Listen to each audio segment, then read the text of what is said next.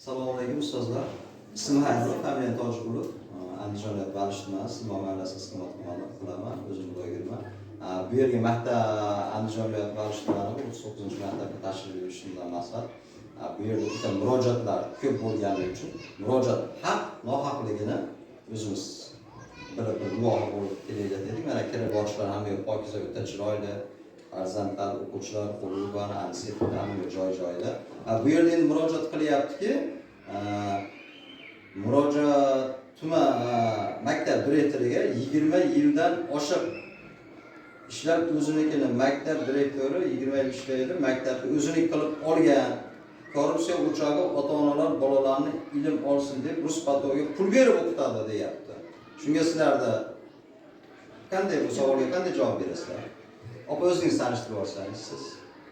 Turib gapiraymi? Yo'q. Men Fozilova Mashhura Qafarovnaman. Shu maktabda 42 yildan beri ishlayman. Bu boshlang'ich sinf o'qitaman, shuncha yildan beri. Bu yil 1-sinf oldim. Hech qanaqa pul berib, ota-onalardan bir tiyin pul olmaganimiz yo'q. Unaqani ko'rganimiz ham yo'q, bilganimiz ham yo'q. Biz unaqa holatlarda kimdan chiqqaniga, unda shu gaplar kimdan chiqqaniga juda hayronmiz. To'g'risi, katta o'qituvchilar juda xafa bo'ldik. Bizi maktabimiz nufuzli maktab hisoblanadi rayonimizda. Shunday maktabga kimlar qora chaplash xohlayapti, shunga hayronmiz. Mana bugun 11-sentyabrdan beri mana o'qityapmiz bolalarni. Bir ota-onalardan 1 so'm pul yig'ilgan yo'q. 35 ta bola qabul qildim 1-sinfga. 1 so'm pul ushlaganimni to'plamaymi ota-onalardan? Rus sinf. Qaydan kelyapti bunaqa gaplar? Biz shunga hayronmiz. Shu yozayotganlarga Alloh insof bersin deb tilayapti. Bu yerda kelgan rus sinfiga qabul qilinadi o'quvchilar deyapti. Lekin deyapti, dars jarayoni deyapti, ko'proq o'zbek tilida dedi. Mana biz o'zimiz hozir guvohi bo'ldik, rus sinfida bemalol rus tilida dars o'tilyapti. Endi biz o'zimiz dars jarayonini buzmadik, buzish haqqimiz yo'q deb bildikda, tashqaridan kuzatdik. Bemalol rus tilida gaplashib o'quvchilarning darsi o'tilyapti. Bu murojaatlar hammasi hozir men bilishimcha bular murojaatlar hammasi yolg'on deb bilyapman endi. 2000 ta o'quvchi bor deyapti, 2000 ta o'quvchilari yo'q. 2000 ta o'quvchi yo'q. Yo'q. Hech qanaqa 2000 ta o'quvchi yo'q maktabda. Hamma murojaatlar hozirda men bilganim asossiz. Bu yerda endi pedagog ustozlar zo'r ishlasa, o'quvchilar ana shuncha ko'p o'qib kelaveradi. Endi ko'p qamrov bo'ladi ana shu maktabda. Talab darajasi shunga yarasha bo'ladi-da. Qaysi ota-ona qanchaki men ma'naviy tarbiya ishlar bo'yicha direktor o'rinbosari Yusupova Saida Rakimovman. Men o'zimda fikrim, misol qaydaki talab kuchli bo'lsa, o'sha yerda demak ish bor. To'g'rimi? Ish bor joyda kamchilik bor. Bu ham bor narsa. Lekin ustozlarimiz shu rus tilida o'tganligi uchun, rus tilini bilganligi uchun ota-ona ham uzoq bo'ladimi, yaqin bo'ladi, bunga qaramayapti. Bolasini olib kelib o'qityapti. Yo'lga sarflashadi. Haqiqatda uzoqdan olib keladiganlarimiz rosa ko'p. Lekin ana shu bola o'qisin, rus tilini bilsin, bu yerda sal rus tili, ingliz tili bo'lib kuchayib chiqsin deyapti. Yuqori sinfimiz 11-sinfgacha rus tili yuqoriga o'tgandan keyin o'zbek sinfimiz qisqarib ketadi qaytadan. Rus sinflar qoladi. Ashlardagi hammasi Yevropada o'qishga kiradi.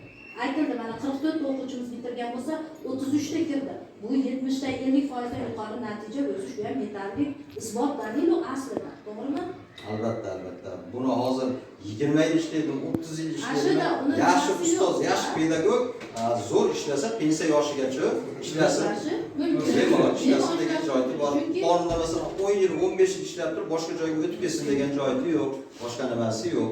Boshqaruv salohiyati bo'lgandan keyin ishlab yo'l yo'riqqa qo'ygandan keyin ishlashga haqqi ham bor. Ishlashga biz ham uni talabimizdan bo'ladi. Shu narsa nimamiz shu? Pedagoglar zo'r bo'lish uchun, jamoa zo'r bo'lish uchun maktab direktori zo'r bo'lishi kerak.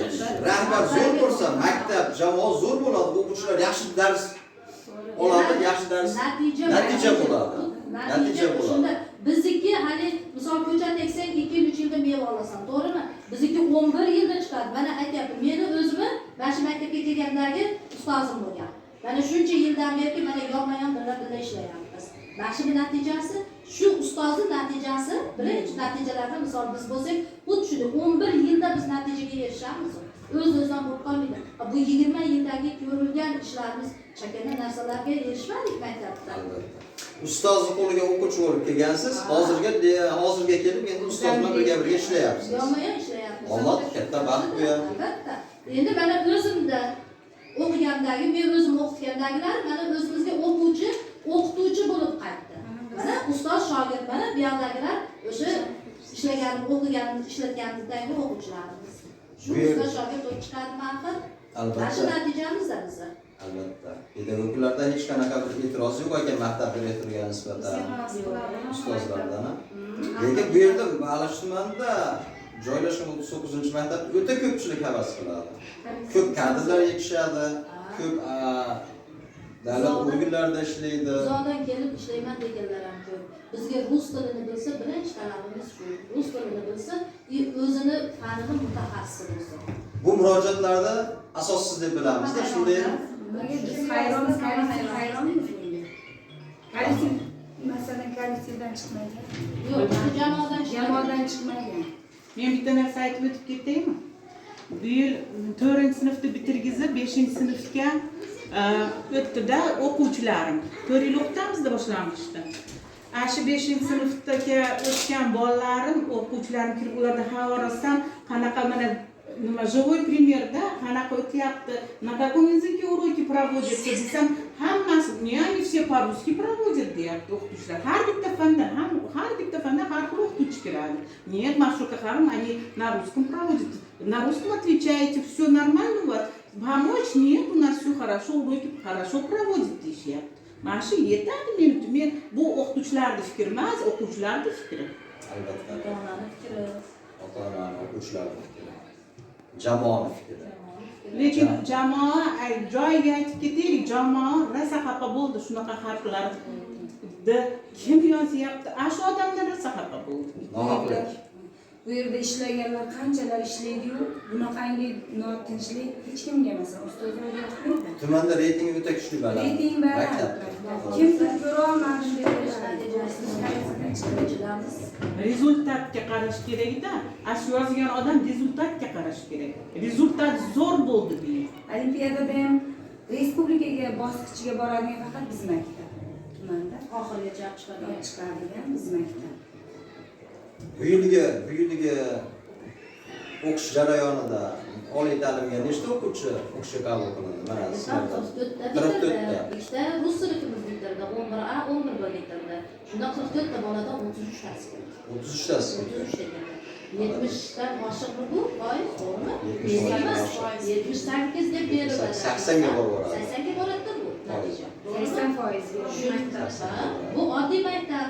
Bu yerdagi mana shu yerda o'zidagi bor o'quvchilarimiz haligi ingliz tiliga, u yerga borganlar. Lekin o'zimizda o'qib turib erishilgan natija. Shu yerdan chiqqan natija. Xudo xolasa hurmatli prezidentimiz bunday o'quvchilar ko'p jarayonlarda mana viloyat hokimimiz, tuman hokimimiz, mana maktabgacha maktab ta'lim müdiri Nazorat opa Hakimova bu narsalar jarayonlarda olib boryapti. Xudo xolasa men eshitdim, gaplashdim. Nazorat opa bilan yangi o'quvchilarga menimcha nimalarni ham hujjatlarni ham boshladi.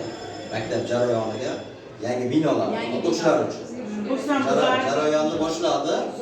Tuman hokimimiz Jasurbek Otajonovich o'zini qattiq andagan oldi. Viloyat hokimimiz hammasi shuni men eshitib bilganim, opam bilan suhbatlashganda shu narsalarni aniqlab ketdim men. Xudo xolasa maktablar yaxshi, sizlar ishlarga omad, kattakon rahmat. Mana hozir bu rus sinf xonasi ekan. Xonalar o'ta go'zal, o'ta chiroyli. Biz hozir tanaffus bo'lgan paytdan foydalanib olyapmiz. Dars paytida kirmadik, xalaqit bermadik, ruxsat bermaylik deb. O'ta go'zal, o'ta chiroyli. Hamma yo'q joyida, saramjon sarishta. Sharoitlar.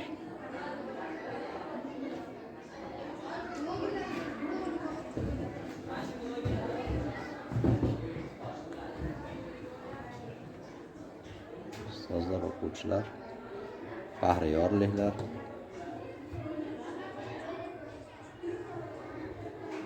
Sharoitlar o'ta go'zal, o'ta chiroyli.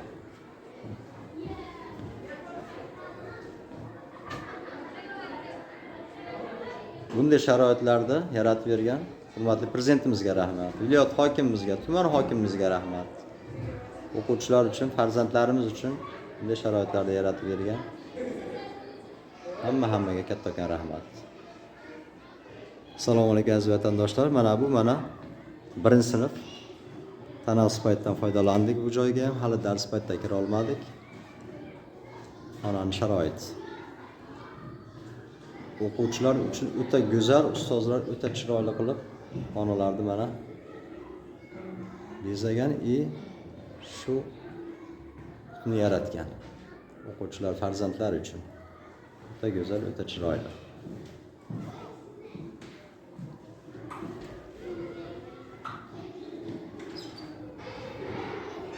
O'ta chiroyli, o'ta go'zal sharoitlar.